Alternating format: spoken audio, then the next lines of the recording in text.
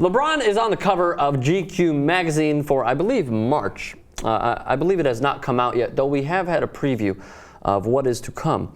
So in this article that obviously they cover LeBron, he talks about his father not being there.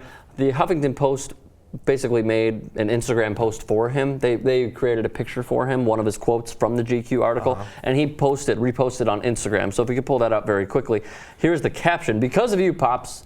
Thanks all along. Could have said, why me with you not being there, but look what I made for myself. Thanks to Huffington Post for the graphic. Hashtag strive for greatness." So here's what he says in this picture. Like, wow, Dad. And this is via the article in GQ. Like, wow, Dad, you know what? I don't know you. I have no idea who you are, but because of you is part of the reason who I am today. The fuel that I use, you not being there, it's part of the reason I grew up to become who I am. It's part of the reason why I want to be hands-on with my endeavors. And then what they did not put in here, did not have time, but is in the GQ article, I will read right now and then continue on. And to be able to put my guys that's with me now in position, like Maverick Carter, my right-hand guy in my business, Rich Paul, my agent, Randy Mims, my friend, he's my manager, you know. So me in a position allowing people around me to grow, that maybe wouldn't have happened if I had two parents, two sisters, a dog, and a picket fence, you know. Reading that, it's strong. It shows a different side to LeBron James than we're accustomed to seeing, obviously, in ESPN. Oh, LeBron suffers a bloody nose. Oh, LeBron says Mount Rushmore. Oh, this and that. It's good to see this sort of side that we haven't really seen before, don't you think? Yeah, and actually, I feel like it's not really talked about much. Not at all. For how much they talk about the guy, and every aspect of his life has been, I feel like, has been deciphered since he's in high school. And it's something that usually isn't off limits, so I'm surprised that it took them this long. And I like that he's embracing. It's off limits? Is that what you said? No, it's usually not off limits. People go straight to it with anyone and be like, oh, so your father wasn't there. You know, they go straight to it, and they never have with someone as big of a name as LeBron. Sure. And it's cool that he's not, not being shy about it. Just it's being real, and that's what I think has really helped him since that year they lost in the finals when he decided to stop being the insular, I'm going to be mad at the world type of player, and it's really helped him out.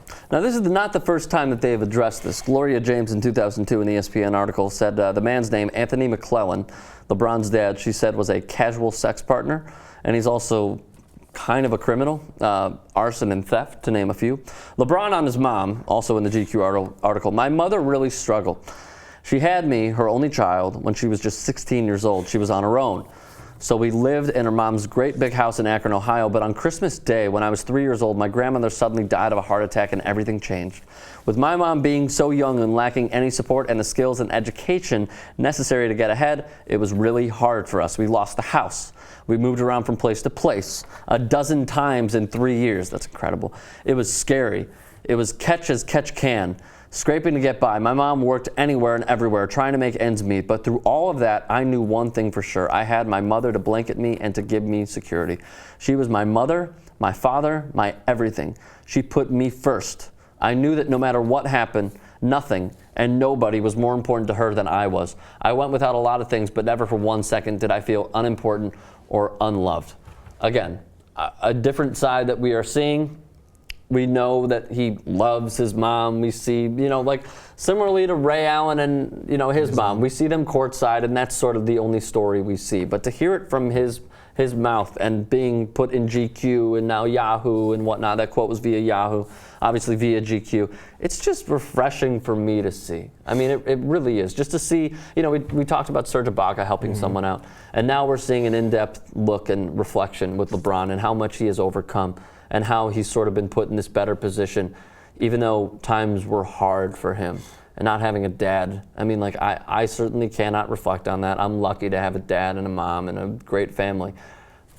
But for him to sort of give us this insight and this motivation of not having a dad, and it's just tremendous to me. I like the idea to do it again, and it gives you a different perspective on those commercials where you see him with his kids, or all of a sudden it's, he's showing his whole family. And of course it's staged. Those particular things are staged and how he is around his family, but they can't be that far off, There's no way someone's just there to do it for the purpose of selling more products, but it's twofold. Of course it's for the contract, it's for getting what you're in pushing forward your career. Yeah.